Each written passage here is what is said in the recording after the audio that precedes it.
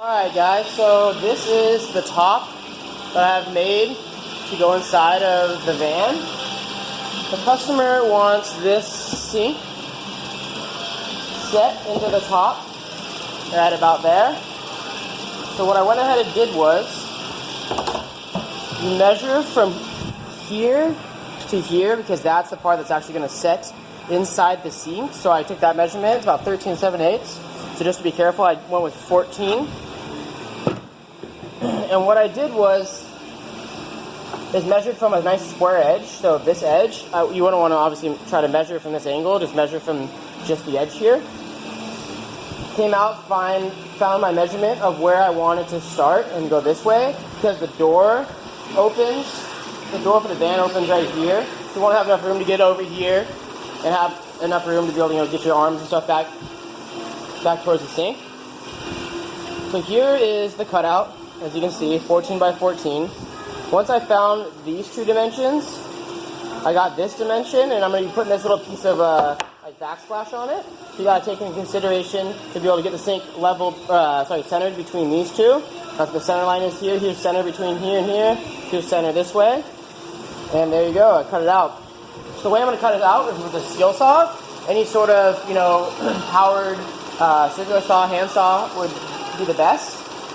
What I did to prep this, to get it ready to cut, is put a couple blocks underneath, if you can see here.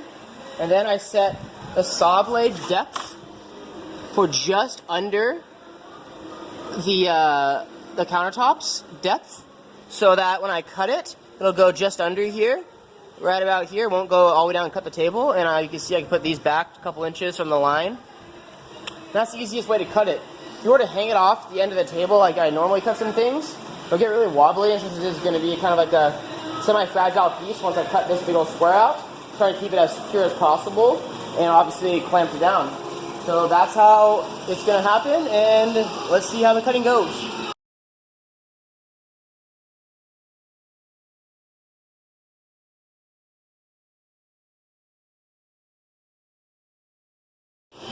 There's the cut. Now what I'll go through is come in here, since this thing's not going to drop out yet, because the blade runs, obviously like a big circle. So when the cut gets to here, it's really hard to see, but you can see how the cut goes a little farther back. So what I'll do is get a jigsaw and cut those corners in. Makes it look nice and clean. Instead of, you don't want to overcut. That wouldn't be very clean looking at all. So what I did right before I'm going to cut it with a jigsaw is raise the blocks, because a jigsaw's blade isn't really able to be, the height able to be changed. So you can see, like, look at that, it seems like more than enough, but when you actually start using it, it comes down quite a bit farther.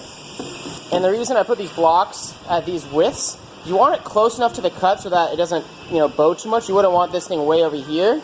You want it close enough, but also far enough so that the jigsaw has some room to wiggle in there. Same with this one. I gave it a couple inches on both sides. And obviously clamped it off so that it's not wobbling around or going anywhere.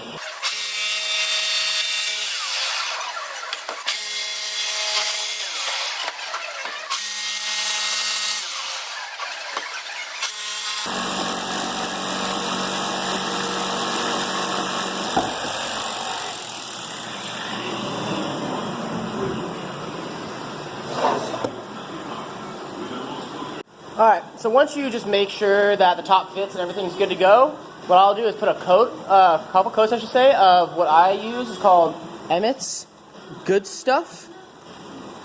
And it pretty much is a protective wood finish, but it's like food safe, which I think is a very good idea. Just in case you have food on there or you need to cut food on there, and it makes your whole countertop safe. So what I did is just blew it off with the blower and wiped it down clean with a nice clean rag.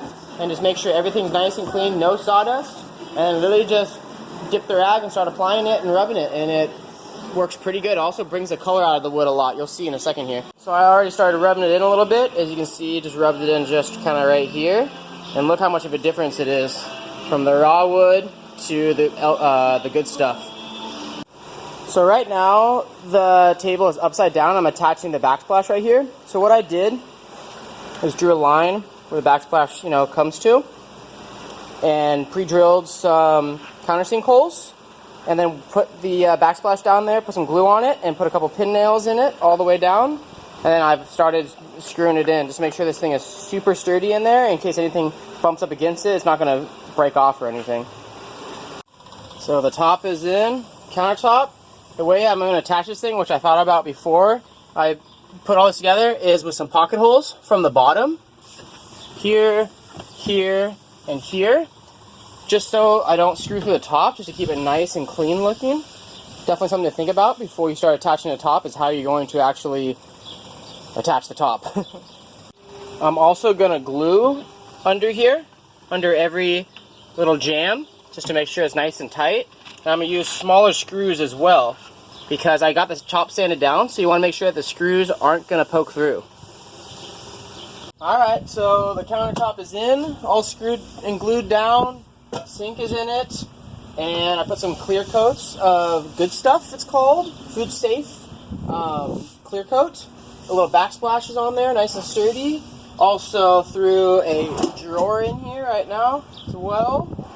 And here's the water, or the gray and fresh water that the customer is going to hook up to the sink.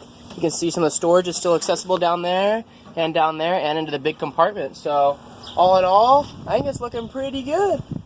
Any quick questions or comments, just leave them below in the comment section. I'll try to reply the best I can.